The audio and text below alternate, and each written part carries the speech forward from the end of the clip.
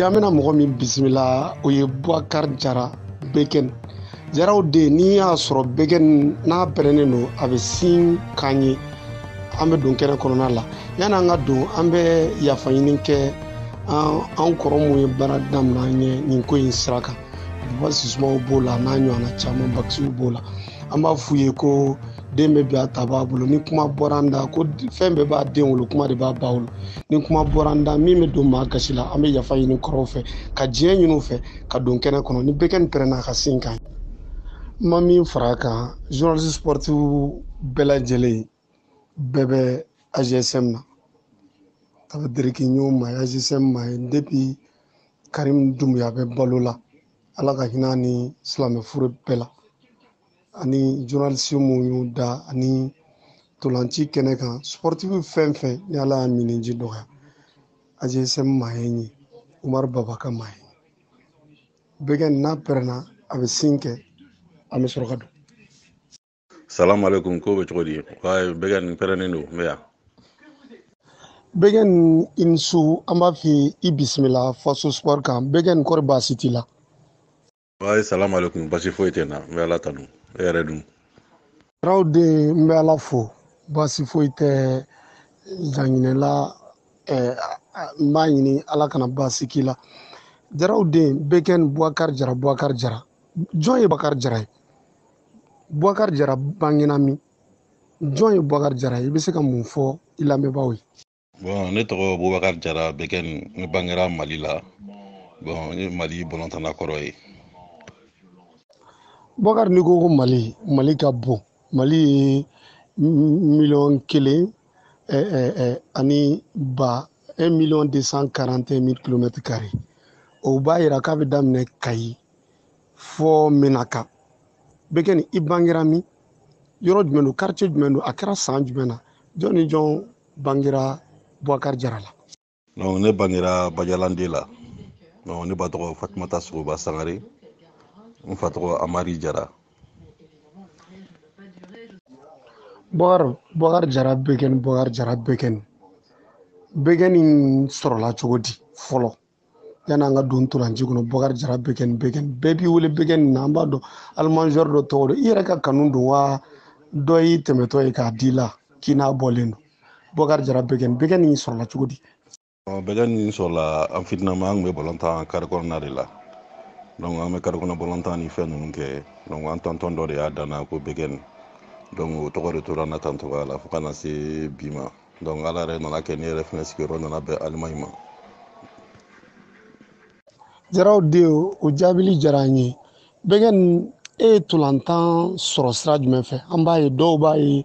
fa yanfan n fa ye tolan ci n donna a la n kɔrɔ y'a ta n donna a la dɔw ta ye ni la kanu ye Beken e donna senna ntolanci la cogo di sira jumɛn fɛ. Ne donna ntolanci la ni n'a kanu fɛ parce que komi Mali denmisɛnnin bɛɛ dugu mana jɛ ni ekɔli tɛ ou bien n'an bɔra ekɔli la an bɛ bɔlɔntan kari kɔnɔna la donc ne t'a sɔrɔla o sira fɛ après n nana to la n y'a fɔ cogo min na n tɔntɔn dɔ fana bɛ yen n'o tɔgɔ ko Yusufa Jalo o ye a fɔ ko n ka dɔ bɔ kari kɔnɔ bɔlɔntan na o taara ni n ye Fayi fɛ yen Jeliba la Minimu na donc n taara n ka formation tɔ kɛ yen. Jaraw den an bɛ se k'a dɔn waati min na fo Joliba ACI la i taara Joliba ACI la a kɛra san jumɛn i ye waati joli ni waati joli kɛ Joliba ACI la hali k'i to Joliba ACI in kɔnɔ i delila ka jɔnjɔn dɔ sɔrɔ Joliba in kɔnɔ wa i bɛ se k'o ɲɛfɔ an ye wa. Bon ne ye n ka denmisɛnninya bɛɛ kɛ Jeliba ACI kɔnɔ depuis Jeliba bɛ entraînement kɛ Mamadu Konate la tuma minnu na an kun b'a daminɛ depuis 13h yanni kɔrɔbalenw ka n'a daminɛ bon o y'a sɔrɔ Darajan ninnu ni Kureshi ninnu Umar Gindo ninnu bɛ jouer première fɛ ani Serezo ninnu donc an kun b'a daminɛ Fayi ka mɔgɔw fɛ 13h après n'olu tilala n'anw tilala olu bɛ sɔrɔ ka entraînement daminɛ 16h kuma donc an nana to la ka se junior fɛ fo ka na se première ma bon Jeliba kɔni fɛ ne ye san kelen de kɛ Jeliba la dɔɔnin o bɛnna ne ka tagali ye Alimaɲi bon o san kelen in na an ye équipe première fɛ an ye doublé kɛ championnat ni coupe Ala sala ko nɔgɔya an ye. Beken i bɛ se ka maaw hakili jigin san in na wa doublé san i bɛ se k'a fɔ an ye wa. double ça la saison 96-97 de parce que au double yɛrɛ de bannen kɔfɛ ne taara Allemagne juin 97. I bɛ se ka maaw hakili jigin double in a kɛra ni bɔlɔntana ni maa mun b'a dɔn ni hakili b'a la groupe min ni n'a jɛra ka double kɛ championnat national la i bɛ se ka maa damadɔ ni cité faso sport lamɛn jama bɛɛ lajɛlen. O y'a sɔrɔ kɔni Jeliba Sɛri hakili bɛ caman na caman kun bɛ yen Dirisa Fɔnba Ala ka hinɛ o la o kun b'a la Sumala Kulubali kun b'a la Malatini kun b'a la Bɔcɔ Sɛkididac o kun b'a la Makan Keyita Umar Gindo Sumalaba Malal Ndiaye ani a tɔw ka ca quoi a ka ca vraiment. Jaraw den o jaabili diyara n ye ne k'i ma février 2015 a bɛ yɛrɛ hakili jigin mun na 2015 février 2015 Bamako stade Omnisport kɔnɔ a bɛ hakili jigin mun na. Vraiment février 2015 ne hakili ba t'o ko la bilen dɛ fini hakili jugu la sinon kɔni ne yɛrɛ ɲinɛ n'o ko a mɛnna. Ni ye n da ma sɔn k'a f'i ye ko Nampala Jawara Sifo i bɛ mun a bɛ hakili jigin mun na Bamakɔ yan. Ouais, oui, an ka kani kadi de o kɛra 95 e ko komi e kun ko 2015 o kɛra kani kadi la an ye national kadi match mun kɛ 95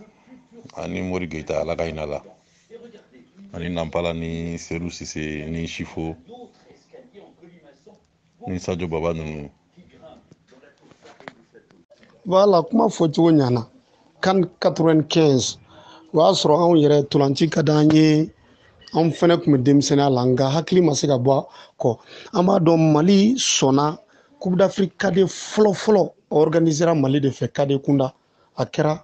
en février 95 Bokari Jara aw de kɛra o tanbaw ye o waati la an b'a fɔ ko o ye sélection nationale cadet fɔlɔ ye officiellement parce que Coupe d'Afrique cadet fɔlɔ kun don o waati la aw kun bɛ cogo di i ka sélection fɔlɔ k'a fɔ k'i bɛna Coupe d'Afrique ta i fa jamana kan aw kun bɛ cogo di o waati la. O waati y'a sɔrɔ kɔni Esperance ba kun tana balontan na o y'a sɔrɔ a daminɛtɔ kun don malgré que an taara préparation dɔw kɛ Burkina Faransi mais match kɔni Ala y'a kɛ an kɛra 4e ye mais o y'a sɔrɔ kɔni Esperance dɔ kun b'an jɛ parce que o y'a sɔrɔ an caman bɛ yen u kun ma commencer ka jouer équipe baw fɛ fɔlɔ hali Mali la bon an nana ye on sport la jama kun bɛ cogo min na jama bɔra yɛrɛ de bon donc an si kun ma deli ka se balontan na ni jama sugu ɲɛkɔrɔ ta donc o bɛɛ siran kun bɛ an kun na fɛnɛ match fɔlɔ la parce que i t'a dɔn jama bonyana barika bonyana cogo min na kɔni a pression kun ka bon. Bokari o ɲininkali jaabi jara komi i yɛrɛ fɔra k'a fɔ ka Mali kɛra 4nan ye an b'a dɔn Gana de ye coupe in ta a waati la meilleur joueur kɛra Ishaka Udu a tun bɛ kalamani 15 don Gana fɛ an bɔr'o la an y'a ye cadet in équipe nationale tannen a ye mun kɛ dayɛlɛ e Bokari Jara ka carrière la a ye mun ɲɛ i ye tolanci sira kan fɔlɔ. Kadi ya usara ne ma kosɛbɛ Ala barika la parce que a ye sansi di ne ma pour que n ka se ka jouer Jeliba fɛ n ka considérer Jeliba la kosɛbɛ parce que n y'a daminɛ depuis n fitinin mais mɔgɔw dɔw kun bɛ yen minnu fɛnɛ kun bɛ anw ɲɛ n'olu kun bɛ jouer n'o ye kɔrɔbalenw ye i y'a fɔ Gindo ni Kureshi ninnu ni fɛnw bon Kadi senfɛ an dɔnna dɔɔni donc à partir de là an taara équipe nationale junior fɛnɛ la o junior de tɛmɛnen sisan 95 96 kuma ninnu na n commencera ka jouer Jeliba première fɛ dɔɔni hali ni mun ma taa entraînement na i kun tɛ jouer match la mais équipe nationale junior de fɛnɛ nana to kɛ o sababu ye n ka se ka place sɔrɔ Jeliba la. I bɔra k'a fɔ ko daw yɛlɛnna i ye 95 Coupe d'Afrique ta na o kɔfɛ i nana junior ni fɛnw sɔrɔ yanni ka taa Allemagne an b'a fɔ Allemagne taga in sɔrɔla cogo di a bɛ fɔ ko ŋunu tɛ san sɔrɔ jugu kɔ Bokari sera ka bɔ joli la ka taa Allemagne cogo di i bɛ se ka dɔɔni fɔ an ye i taacogo kan contrat professionnel in sɔrɔla cogo di i ka performance de y'a kɛ wa a nana sira jumɛn fɛ. Allemagne taga in sɔrɔla cogo min na o y'a sɔrɔ an bɛ équipe nationale junior préparation ni fɛn ninnu na an kun b'o matchw la n y'a f'i ye cogo min na an commencera ka jouer Jeliba fɛ dɔɔni bon Jeliba kun kan ka taa club champion match la Tunisie Africa club kama bon Guinée nous kɔrɔbalen minnu bɛ yen olu tun kan ka jouer il semble que dɔw tun blesselen don bon ala y'a kɛ ne ni Segu Berté taara jouer défense la yen an ye match ɲuman kɛ malgré que an batira Tunisie 3-2 Allemagne ninnu y'o match de ye o de kɛra ne ka tagali sababu ye Allemagne. Bakari i taara équipe jumɛn na a kɛra san jumɛn équipe fɔlɔ ye san joli ni san joli kɛ équipe fɔlɔ in na yen. Ne taara Allemagne 97 1997 ne ye san 10 de kɛ o équipe la Fribourg. I taara Fribourg ye san 10 kɛ yen Fribourg kɔfɛ ma équipe falen walima i ka équipe danna Fribourg dɔrɔn ma. N bɔlen Fribourg ne san 10 min kɛ Fribourg kɔfɛ n taara Allemagne équipe wɛrɛ la Kaiserslautern ne ye 6 mois kɛ yen o 6 mois kɔfɛ n sɔrɔla ka taa Suisse ne san 2 kɛ yen fɛnɛ après ka taa a tɔ laban Chine. Parallèlement ballon-tan club ballon-tan i tun bɛ jouer équipe nationale fɛnɛ la an bɛ se k'a fɔ Fribourg taga in de ye équipe nationale ko teliya walima i na équipe nationale première la cogo di Bakari. Depuis yanni ne ka taa Fribourg ne tun bɛ ka commencer ka jouer équipe première la i n'a fɔ CAN cadet ni CAN junior bannen Marqueta ala ka ɲa la a kun commencera ka na jouer dɔɔni dɔɔni équipe nationale première fɛ quoi donc an y'a daminɛ depuis an ma taa Fribourg. K'i to équipe nationale la i hakili b'a la i ye phase finale joli tan walima i ye coupe d'Afrique joli tan i ka faso an ka faso Maliba fɛ Bakari Jara. Ne coupe d'Afrique kelen de tan Mali fɛ CAN 2002 donc dugu bɔra la 2004 Tunisie bon o y'a sɔrɔ ne ye équipe nationale jeli dabila donc ne jouera CAN 2002 dɔrɔn la. Ne nana CAN 2002 ma parce que CAN 2002 kɔfɛ entraîneur changera entraîneur kura mun nana donc ne nɔ ma bɛn a la donc o kɛra ne fɛnɛ ka équipe nationale ko bancogo ye. Fribourg la u ye kuma dɔ la kalan ye a ka di ne yɛrɛ ye k'a lamida Mali kun kan ka jouer match dɔ la a fɔra k'i ka club ye avion spécial de ta ko k'i i bila i ka jouer k'u ka segin n'u ye club bɛ avion ta ka maa kelen donni a waati yɔrɔ min na a kun kuma ka ca an kɔni y'a kɛ mankutu ye a bɛ se ka k'i ka di dɔw ye o y'a fɔ k'a diya an bolo an kun denmisɛnninya banna an tɛ koba ɲɛdɔn an ni aéroport kun cɛ ka jan e bɛ se ka mun fɔ an ye ka maa dɔ ta ka na éliminatoire match kama kuma in ye tiɲɛ walima tiɲɛ tɛ. A kuma ye tiɲɛ don parce que Mali tun bɛ ka jouer Libye de match ale la u ye invitation ci ne ma ko ne ka na Mali ka match la bon entraîneur kumara Saramaya fɛ Mali entraîneur fɛ k'a fɔ a ɲɛna ko ne tɛ se ka na ko match b'an bolo u bɛnna la ko problème t'a la ko ne bɛ se ka to Allemagne ka match kɛ mais retour la ko ne bɛna jouer Mali fɛ u kun bɛnn'o la bon retour fana la Mali ye ne wele ko ne ka na match la tuguni an ka mɔgɔw ye u ma sɔn o y'a sɔrɔ match dɔ fana b'an bolo Mali kun kan ka jouer dimanche an kun bɛ jouer Allemagne samedi donc o y'a fɔ ko bon o match dun fana kun ka gɛlɛn an bolo Allemagne n'an kun batira o match la dɔrɔn an kun bɛ jigin deuxième division na donc o y'a ɲini Mali mɔgɔw fɛ k'u ka jɛn ne kɔ Mali mɔgɔw ma sɔn o de ma o la après téléphone ci ni fɛnw cayara ko fo ne ka na donc Allemagne fana kun ma sɔn bon FIFA mɔgɔw fana y'a fɔ ko ni ne ma na ne bɛ suspend Allemagne match la o de la Allemagne fana décidera k'a fɔ ko bon k'a f'u ɲɛna ko n'u sɔnna ne bɛ match kɛ samedi ni match banna u bɛ avion privé dɔ louer ne bulon kɔnɔ ne bɛ taa jouer Mali la dimanche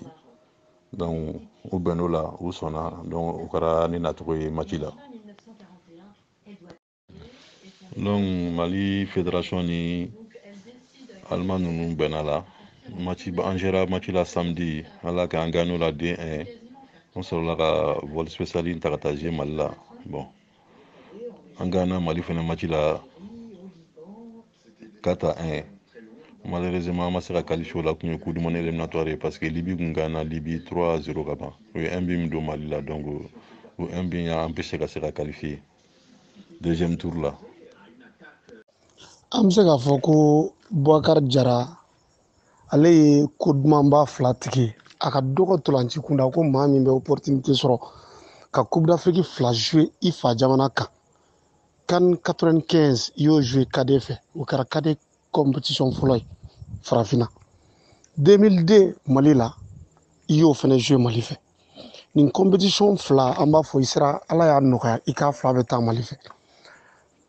an bɛ se ka mun f'i ye ntolancila yɛrɛ Mali ntolanci la équipe nationale la Bakari nisɔndiya jumɛn sɔrɔ a kɔnɔ ka faso drapeau don ka Mali défend e ye nisɔndiya jumɛn sɔrɔ a kɔnɔ. Bon, ni nisɔndiya mun sɔrɔ a la o nisɔndiya yɛrɛ ni wolola faso fɛ fɔlɔ k'i ka taa faso drapeau défend o y'a nisɔndiya yɛrɛ belebele ye parce que diɲɛ balontan na o balontan na i mana kɛ club o club la a ka di bɛɛ ye don dɔ la i ka faso cɛ 16 ou bien cɛ 11 terrain sanfɛ ka k'o cɛ la i ka se ka i seko yira o ko la donc balontan na i kɛra cogo o cogo i bɛ club o club la tant que i ma sigi équipe nationale fɛ i ka balontan caman b'a jɛ donc ni Ala y'o barika n'o se d'an ma an ka se ka Mali drapeau don an kana ka essayer donc o ye kunnawoloba ye ne yɛrɛ bolo. N'an ko an bɛ bamanankan in ɲininka an b'a fɔ ko équipe nationale ntolanci la i ye nafa jumɛn sɔrɔ a la. Bakari équipe nationale balontan na ntolanci dɔ delila ka gɛlɛya aw bolo ni hakili b'a la Mali k'aw to ka jouer Mali fɛ ntolanci dɔ delila ka gɛlɛya aw bolo wa i bɛ se ka o dɔ lakale an ye wa. Afrique balontan kɔni bɛ cogo min na Mali a nafa kɔni ye mun ye i ni jamana mɔgɔw bɛ se k'i dɔn i bɛ se ka balontan i faso ye bon o waati kɔni na Mali balontan ninnu na i b'a dɔn komi Mali yɛrɛ dɔrɔn tɛ Afrique balontan nin na nafaba ye mun ye o la i ni public ni ɲɔgɔn cɛ i tin bɛ don maliyɛnw na i tin bɛ don public sportif maliyɛnw na sinon Mali balontan ni Afrique tɔw balontan ko nafa wɛrɛba b'a la o t'a la dɛ. Ouais, ntolanci dɔ delila ka gɛlɛya an bolo i b'a fɔ san mun na an taara Côte d'Ivoire match la fo a kun fɔra k'an qualifiera match bannen an ye match nul kɛ 0-0 mais o b'a sɔrɔ équipe wɛrɛ kun t'a dɔn ni sɔrɔ Congo don ou jumɛn don n'olu fɛnɛ olu ka match olu gagnera o y'an empêché ka qualifier donc o match kun gɛlɛyara bon hali ka gɛlɛya ye fɛnɛ CAN 2002 fɛnɛ la an ka demi-finale contre Cameroun o match fɛnɛ a gɛlɛyara. Anecdote dɔ b'i bolo Mali Cameroun kan wa fɛn dɔ kɛra vestiaire kɔnɔ maaw tɛ min kalama a dɔ b'i hakili la k'a fɔ maaw ye wa parce que kuma caman fɔra ko dɔw ma ɲi journaliste da gɛlɛya dɔw donna a la ka se waati dɔw ma aw yɛrɛ ye ɲɔgɔn tɛbɛ walasa a ka se ka jamanadenw a ka se ka ko dɔ kɛ hali n'a y'a sɔrɔ Mali kun ni Cameroun kɔrɔ an kun fanga man bon terrain kɔnɔ a gɛlɛyalen a ye mun fɔ ɲɔgɔn ye Mali Cameroun na. Non bon Mali 2002 kuma yɛrɛ y'a sɔrɔ o y'a sɔrɔ an ka joueurs caman fɛnɛ bɔ kuma ni kun don espérance mun kun bɛ Camerounnaw na o espérance ba kun tɛ anw na bon an y'a essayer cogo bɛɛ la ne y'a ye k'a lajɛ n'an bɛ se ka match in gagner mais an y'a ye ko espérance mun bɛ Camerounnaw la ani qualité minnu b'u la an kun ta ma se o niveau la mais malgré tout ça la an y'a essayer ka an jeniyɔrɔ fin an seko ye min ye ka se k'o kɛ mais a don o yɛrɛ la an yɛrɛ kɔni k'a fɔ fanga ka bon n'an fanga ye o la. Jaraw den n'i sera ka anecdote dɔ d'an ma diɲɛ ko o ko n'a nɔgɔya b'a la gɛlɛya b'a la équipe nationale fɛ joueli a gɛlɛya jumɛn delila ka s'i ma a sira fɛ n'i bɛ se k'o fɔ an ye gɛlɛya in i k'o lakale an ye. N'an ko an b'a bamanankan falen u b'a fɔ ko bɛɛ bɛ sa k'i kɔnɔma to ko dɔ delila ka k'e la équipe nationale sira fɛ i ka laɲini tɛ a ɲɔgɔnna k'i dɔgɔninw sɔrɔ e bɛ fɛ ka ladili kɛ a ɲɔgɔnna kana kɛ o ladili n'a ɲɔgɔnnaw de ko don Bakari ka mɔgɔw bilasira. Gɛlɛya mun sera ne ma i b'a fɔ kɔsa in na an ye mun mɛn journal la if Bifuma ka problème in na k'a banana Mali mɔgɔw m'a wele mɔgɔ ma téléphone ci a ma donc ne ta gɛlɛya fɛnɛ kɛra o ɲɔgɔn si ye parce que CAN 2002 la ne sen banana demi-finale la contre Cameroun donc ka se ye o ma ne seginna ka taa Allemagne ye match banna ne ye kalo 2 ɲɔgɔn kɛ n kun tɛ se ka jouer mais mɔgɔ kelen ma téléphone ci ne ma dirigeant fara entraîneur ni fɛnw kan mais fo match bannen ka dɔɔnin kɛ tuma min na o y'a ye k'a fɔ ko i ye balontan daminɛ tuguni i sen kɛnɛyara après match mun kun kan ka kɛ tuguni u ye ne wele ko ne ka na match la o la donc bon ne kɔni man ban ka na ne nana mais ne y'a f'u ɲɛna u ye mun kɛ a ma ɲa u yɛrɛ y'a reconnu ko vraiment ko jo t'a la donc o dɔrɔn de kɛra gɛlɛyama yɔrɔ ye. Bamananw b'a fɔ ne Bukari b'a fɔ ne bɛ nin kuma in fɔ n tɛ nimisa ne bɛ yɔrɔ min na a kɔni ye ne sɔrɔ nka n ka laɲini a ɲɔgɔnna wɛrɛ kana maa sɔrɔ o ko ma deli k'i sɔrɔ ntolanci la an ka laɲini ye maa si kana sa k'i kɔnɔma to Bukari k'i kɔnɔ dayɛlɛ faso sport lamɛn jɛkulu bɛɛ lajɛlen. Wa n ye mun fɔ sisan quoi i b'a fɔ if duguma ta in cogoya a ɲɔgɔn ye ne yɛrɛ fana sɔrɔ quoi mais mɔgɔ tɛ dirigeant minnu bɛ yen mɔgɔ minnu bɛ yen mɔgɔ t'olu lajɛ quoi i bɛ faso de lajɛ équipe nationale jeli ye waati damadɔni de tuma min na fanga b'i la ou bien tuma min na i bɛ se balontan na u b'i wele o kuma de la mais ni denmisɛnnin wɛrɛ sɔrɔla mun ka ɲi nin ye o bɛ ɲini kɔ donc o de la waatinin ko de don ni mun bɛ se ka mun kɛ fasoko la i b'o kɛ o waatinin na ma a jate u ye nin kɛ na bi u ye nin kɛ na kunun k'i b'i ban ka na match la mun fasoko de don o de bɛ se k'a fɔ denmisɛnninw ɲɛna u k'u concentré u ka carrière kan u ka club la don min na ni faso mago bɛ mun na n'u wele ser'u ma u k'u gɛlɛya u ka na u k'u ka match kɛ u ka taa. Bukari Jara ne yɛrɛ y'i ka parcours ta k'a lajɛ Allemagne i delila ka distinction sɔrɔ yen wa équipe nationale sira fɛ i ka satisfaction ba kɛra mun ye joli b'a la i y'a yira n na i ye doublé kɛ est ce que Allemagne i delila ka distinction dɔ sɔrɔ i ye coupe sɔrɔ walima i ye mun sɔrɔ ntolanci la i ka satisfaction kɛra mun ye ntolanci kɔnɔ. Ani ne bɔra Allemagne tuma min na ka taa Suisse bon donc ici su équipe in na olu tun bɛ difficulté la u tun kan ka jigin deuxième division na donc ne nana yen yɔrɔ la ani joueur 2 ɲɔgɔn si donc an sera ka match damadɔni gagné pour que ka se ka équipe maintenir u kana se ka jigin deuxième division na. Bukari ntolanci in bɛɛ kɛlen e ye ntolanci jɔ san jumɛn i y'a jɔ san jumɛn a jɔlen i da bɔ ntolanci kuma de la wa walima i bɛ baara kɛ min ni ntolanci sira ka so. Bon ne ye ntolanci kɔni ne y'a jɔ 2010 o kɛra ne ka dernier saison ye Chine ne bɔra yen 2010 dɔrɔn ne ye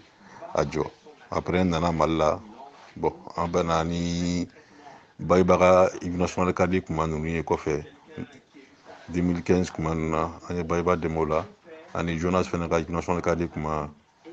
an y'olu fana parcours k'olu nɔfɛ. O kuma b'a yira i bɔra ntolanci la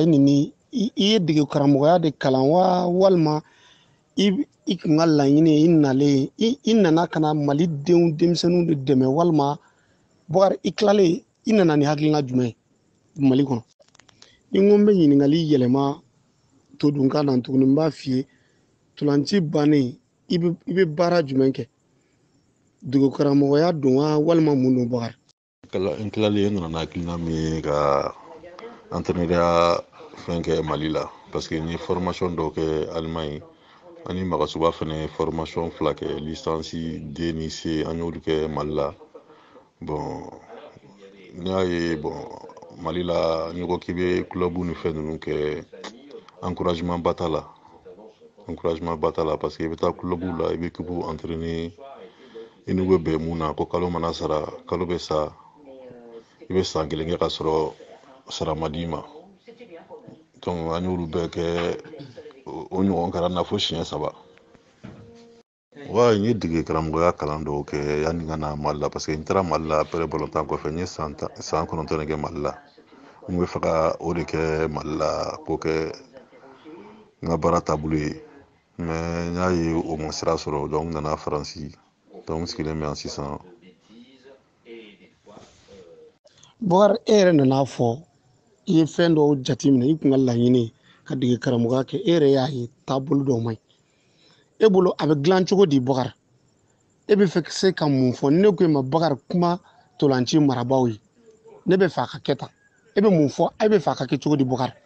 walasa a ka kɛ e Bukari sago ani ntolanci kanubaa bɛɛ sago ye i ye min ye i ka vécu Allemagne e bɛ fɛ a ka kɛ cogo di Mali la parce que n'i y'a ye i taara fɛn dɔ min ja mun b'i ja a ka di a ka kɛ cogo di.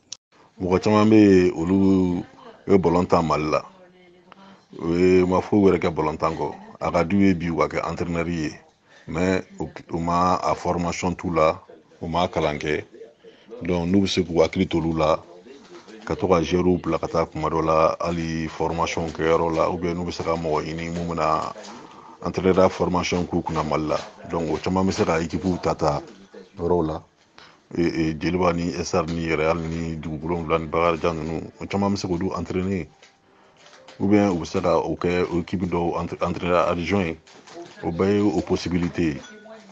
donc u kan ka formation de ɲini k'a kɛ joueur kɔrɔw kunna donc hali k'a dan u ye bɔlɔn mun ta n'o faral'u ka formation kan u bɛ se ka denmisɛnnin caman dɛmɛ u ka carrière la bon filanan fana ye mun ye hali n'u ye minnu ye formation fitinin kɛ minnu ye kalan ni fɛnw kɛ n'i taara équipe la bon a bɛ kɛ dɔw fɛnɛ kɔnɔ ko baara bɛ kɛ fu de n'i taara équipe kɔni na k'i kɛra entraîneur ye kalo mana sara kɔni n'a sɔrɔ denbayatigi kɔni kalo mana sara fɛn dɔ kan ka d'i ma mais i n'u bɛ bɛn o bɛɛ la kalo bɛ sa u t'a di u b'a f'i ye kalo kura f'a bɛ se san kelen na ou bien a bɛ se kalo wɔɔrɔ la ka sɔrɔ dɔrɔmɛ kelen ma d'i ma. Bakari ɲininkali laban na i bɔra k'a fɔ an ye i nana experience ye caman fɔ est ce que Bakari jigi bɛ se ka d'a kan don dɔ k'i bɛna fara i tɔw kan ka yɛlɛma dɔ don Mali dolanci la a mara ko entraîneur ko est ce que o ŋaniya b'i la don dɔ kana fara maaw kan an ka laɲini a ka ɲa an ka vision ye nin an bɛ fɛ an ka fara ɲɔgɔn kan an ka nin kɛ i bɛ se ka mun fɔ an ye o kan est ce que o hakilina b'i la kana fara tolancila kɔrɔlen tɔw kan a kana dɛmɛ don tolancilaw Mali tolanci yɛrɛ ma a denw ni aw mɔdenw mun bɛ nalen ka sira dɔ don o kɔ ka d'a kan i bɛ ka i Allemagne kɛ an b'a ye miliyɔn 7 de bɛ Allemagne licence bɛ min bolo tolanci sira kan o maa miliyɔn 7 la maa ba 80 bɛ yen o ye muso ye Allemagne coupe du monde cɛ kunda 4 b'a bolo muso kunda 2 b'a bolo coupe d'Europe o 6 bɛ musow bolo 3 bɛ cɛw bolo ça veut dire que Allemagne ye o structure développé ba don o commission ka ca bɔlɔntana kɔrɔw b'o la o hakilina b'aw la fana aw fana kana aw dɛmɛ don aw ka faso tolanci ye wa ɲininkali laban na. Ouais, ne y'o fɔ hali fédération mɔgɔkɔrɔw ye ne y'a f'u ɲɛna o y'a sɔrɔ jeunesse ninnu ni fɛnw ye entraîneur ye bon an ta a contre la u bɛ se ka tubabu dɔw kɛ entraîneur ye mais a bɛ se k'a lajɛ an minnu fana sera ka équipe nationale fɛ minnu ye bɔlɔn ta kɔfɛ k'hali k'an k'u ka adjoint ye n'i kɛra adjoint ye i ye san 1 san 2 k'o la ani ye bɔlɔn ta mun kɛ ani ye formation minnu kɛ ka foro kan donc o la n'u o entraîneur ninnu taara o la i bɛ se ka kɛ a possibilité la ka équipe ta comme premier entraîneur i yɛrɛ bɛ kɛ responsable ye i bɛ équipe diriger o la donc hali n'an ma t'olu kɛrɛfɛ k'an ka formation tɛ k'olu kɛrɛfɛ k'an ka dɔ fara an ka dɔnna ta kan ni olu yɛrɛ ta tɛ mun n'olu yɛrɛ ta tɛ kelen ye donc n'olu tɛ yen don min na o la an yɛrɛ bɛ se ka équipe ta comme a filɛ nin ye Magasu b'a bolo cogo min na tan donc o de don bon Fuseni Jawara b'ale kɛrɛfɛ hali n'a sɔrɔ a sera ka kɛ ni bɔlɔntana wɛrɛw sera ka gɛrɛ la u ka expérience sɔrɔ a kɛrɛfɛ don dɔ la n'ale fɛnɛ tɛ yen équipe nationale bɛ mɔgɔ wɛrɛ sɔrɔ n'o y'a sɔrɔ mun fɛnɛ bɛ taa ale ka baara tɔ la b'a bolo. Bakari ne tɔgɔ ye Jangina n jamu ye Keyita n ye Kulubaka den ye Kulubakaw ka Jangina b'i fo k'i waleɲuman dɔn ka d'a kan an ye heure 1 ani miniti 30 ɲɔgɔnna de kɛ kuma la i tɛ taa dɛ n bɛ da yɛlɛ kunnafonidila tɔw ye u ka dɔn a bɛ se ka kɛ ne panna kuma dɔ kunna Yusufa i ka entraîneur a ye fɛn ci ma inbox la ko k'a ka foli las'i ma bɛɛ lajɛlen bɛ k'i lamɛn n bɛ da yɛlɛ ne ɲinɛna fɛn dɔ kɔ maa ko dɔn bɛ maa ko bɛ dɔn tɛ journaliste wɛrɛw ka don kumakan damadɔ u ka don k'o f'i ye ne kɔni bɛ to groupe kan mais ne b'a f'i ye k'i ni ce ɲininkali jaabi ko ɲuman na. Ok, merci beaucoup. Diyara n ye yɛrɛ ye donc n b'i fo ala k'i mɛn kɛ baara in na i bɛ ka foli fɔ i baara ɲɔgɔn tɔw bɛɛ lajɛlen. An b'a fɔ confrère question bɛ ɲininkali bɛ maa min fɛ o ka don yamaruya bɛ bɛɛ bolo ni ɲininkali bɛ min bolo o ka don yani Bakari n y'a fɔ a ye kana taa Sylvain Konate radio rural Kayi ko 2002 kɔfɛ k'e équipe nationale bila qu'est-ce que i y'a ɲini ka segin wa ko kuma ko gɛlɛya jumɛn y'a to i ma segin Sylvain Konate radio rural Kayi o ka question filɛ Bakari. Bon ne ka équipe nationale bilali kɛra mun ye entraîneur kura mun nana est-ce que Istanbul tɛ parce que match minnu nana ale nana kɔfɛ Saramaya ni Katpezar kɔfɛ donc ale nana commencé ka taa match ninnu kɛ comme ale qui est entraîneur français a baara équipe dɔ la yen ka na bon a y'a kɛ minnu kun bɛ jouer Faransi a kun b'olu de la jouer bon o y'a sɔrɔ dun an fɛnɛ kun b'an ta ni fila la Allemagne donc minnu bɛ Faransi deuxième division nin na a kun b'olu la jouer a kun tɛ anw na jouer an tɛ ka fɔ an minnu bɛ première division na donc ne y'a ɲininka match banna pourquoi a tɛ ka ne la jouer ko parce que k'ale tɛ ne dɔn ne ko bon n'ale tɛ ne dɔn pourquoi ale bɛ ne wele k'ale ye entraîneur kura ye ale nana ne ko Allemagne ni Faransi man jan donc ni i nana an ka matchw lajɛ i bɛ joueurs dɔn mais ne tɛ se k'a fɔ ko chaque fois ne bɛ déplacer ka bɔ n ka équipe la ka na match la fo dugu ni dugu la Afrique k'i tɛ jouer match la donc o nakun tɛ ne la n'a b'a dɔn a tɛ ne la jouer donc o kana ne wele ka na match la donc o de kɛra ne n'u ka problème ye équipe nationale ko la donc o nana a fɔ indiscipline a donna a bɔra n ka ko caya o de kɛra ne ka équipe nationale ban cogo ye. Bon, kan 2002 match bɛɛ gɛlɛyara hali ni y'ala jateminɛ premier match contre Libéria o gɛlɛyara n'o kɛra 1-1 deuxième match ala y'o fɛnɛ nɔgɔya an sera ka Algérie bati 2-0 bon troisième match n'o kɛra Nigeria kama n'o kɛra o fɛnɛ kɛra match nul ye bon an tila ka taa demi-finale ni fɛnw na o nana bɛn Cameroun ma o match a gɛlɛyara mais an ma se k'an yɛrɛ bɔ o match la parce que o y'a sɔrɔ Camerounɛw en ce moment Camerounɛw tun bɛ forme na u tun ye parmi les meilleurs de l'Afrique fɛ donc o de la o match gɛlɛyara an bolo trop an ma se k'an yɛrɛ b'o la. I kɔni b'a dɔn k'a fɔ ko Coupe d'Afrique kɔni na équipe denni kɔni tɛ yen bilen Libéria don Rwanda don Éthiopie don ni fɛn fɛn kɔni sera kɛnɛ kan o b'a jira k'a fɔ ko qualité de b'u la parce que n y'a jateminɛ yɛrɛ joueur fɛn fɛn kun bɛ CAN 2002 la George Weah ka palmarès ka girin n'a bɛɛ ta ye George Weah kun gérera niveau mun na a si kun ma deli ka se o niveau ba nin na ka se o ma voilà i y'o jate balontan na donc ale de nana bi dɔ fɛnɛ o bi donna corner de la bon o corner nin fɛnɛ nana sɔrɔ o bɛnna ni erreur défensive ye parce que ballon taara maa bɔra a b'an kɔnɔ maa bɛna ballon minɛ an fɛnɛ y'an jɔ ale bɛna minɛ o kɔnɔna ni fɛnw na hésitation min kɛra George Weah bɔra ka na ballon teti donc ça c'est des choses a bɛ se ka arrivé balontan na parce que balontan yɛrɛ bi don fan bɛɛ corner ni coup franc de hali penalty yɛrɛ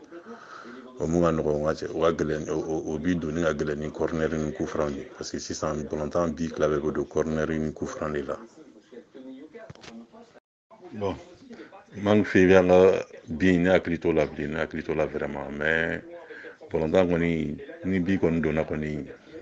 défense nɔ tɛ attaque nɔ tɛ défense nɔ tɛ a bɛ jate collectivité de nɔ la parce que ça veut dire que depuis ɲɛfɛ marquage o de ma ɲa donc a erreur bɛ kɛ erreur collective de parce que défenseur kɔni filɛ nin ye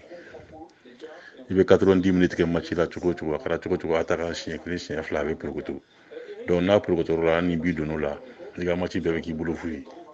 parce que i tɛna se ka kɛ défensif fɛnɛ ye k'e bɛ se ka 90 minutes kɛ ka taga na o na k'e b'o bloquer c'est pas ka gɛlɛn dɛ o tɛ se ka kɛ balontan fɛnɛ la quoi donc an b'a ta o contexte kɔnɔna la maa mun na n'o porokotora nka n'ala ma fara kan n'o kɛra bi kɔni donc a bɛ fɔ ko défenseur y'a kɛ tan défenseur y'a dɔn a y'a bonya bon alors que erreur collective de don ça veut dire que depuis ballon bɔra départ la yɔrɔ mun na donc marquage ninnu ni placement ni fɛn dɔw ma fonctionné depuis o yɔrɔ la mun kun ma ɲa o ye action ni ballon taara côté la a y'a essayé k'a bɛ centre kɛ ne ye n fili ko n bɛ ballon bloqué bon a ye fɛn de frappe kɛ a ma centre kɛ bilen a ye ballon sama ka don ka passe kɛ dɔ ma o kɛra bi ye bon a yɔrɔ la polisi yɛrɛ y'a fɔ ne ɲɛna ko ne kun man kan fili mais ne ko bon possibilité fila de b'a la soit n'a kun ye centre kɛ ni ne ye n fili n bɛ se ka ballon sɔrɔ bon peut-être que ni m'i fili fɛnɛ na i jɔ i bɛ se ka ballon bloqué bon ne ye choix min kɛ ne ye n fili ko n bɛ a essayer ka a ka centre bloqué donc a sɔmina ko ne bɛna tactique fili ka centre bloqué donc a ma tiri kɛ bilen a ye ballon fɛn de frappe kɛ ka retrepasse kɛ dɔ ma o kɛra bi ye donc o de ma ɲa. Sylvain ka question don tuguni k'i hakilina jumɛn b'i la équipe nationale min bɛ yen sisan e hakilina jumɛn b'e kan a kan e ka hakilina ye jumɛn y'a kan le niveau de l'équipe actuelle e bolo u bɛ se ka taa ka se fɔ niveau jumɛn na hakilina jumɛn b'e la a kan. Équipe nationale actuelle bɛ cogo min na denmisɛnninw don talent b'u la parce que u bɛɛ bɛ jouer club baw la n'u sera k'u encadrer ka ɲa ka kuma u fɛ u kana na a bila u kun na k'a fɔ qualification match caman kɛra u gagnera facilement parce que ni équipe bɛ gagner match bɛɛ la i bɛ bi facilité kɔnɔ ni match dɔw ma gɛlɛya i bolo i ka défaite kɛ u ka match nul kɛ match dɔw la i tɛ se ka i concentrer ka baaraba k'o la siɲɛ wɛrɛ parce que chaque fois u bɛ ka gagner donc u kana bila u kun na k'a fɔ bon an bɛ ka gagner donc an fɔrilen don ka tɛmɛ bɛɛ kan au fur et à mesure que i bɛ gagner baara bɛ doubler ka taa fɛ de parce que au fur et à mesure que aw bɛ gagner adversaire kura minnu bɛ na olu b'aw ta siri la bɛɛ b'a fɔ ko Mali ka ɲi donc hali n'u bɛ défensive kɛ ka to ka contre attaque kɛ ka taa bi don aw kun u b'a fɔ k'u b'o de ɲini donc il faut pas que k'u bolo jigin de u kan ka match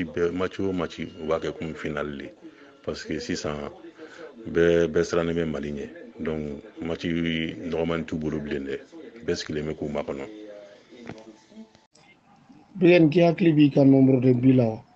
k'i hakili b'i ka nombre de buts la équipe nationale fɛ wa. Bon équipe nationale siɲɛ wɛrɛ fɛ ne ma bi don ne ye bi don junior ni cadre match de la sinon senior match nin na ne ma match officiel la ne ma bi don la. I ka question in na o diyara an ye Algérie kɔrɔ ninnu an bɛɛ bɛ ɲɔgɔn kalama parce que an kɛlen ka groupe créer ancien joueur bɛɛ b'o groupe la Mali ancien joueur bɛɛ b'a la ka fara Jeliba SR Real Sobe AS Police a bɛɛ n'a fɔra bɔlɔntana bɛɛ an bɛɛ bɛ ɲɔgɔn sɔrɔ a groupe sanfɛ an bɛ baro kɛ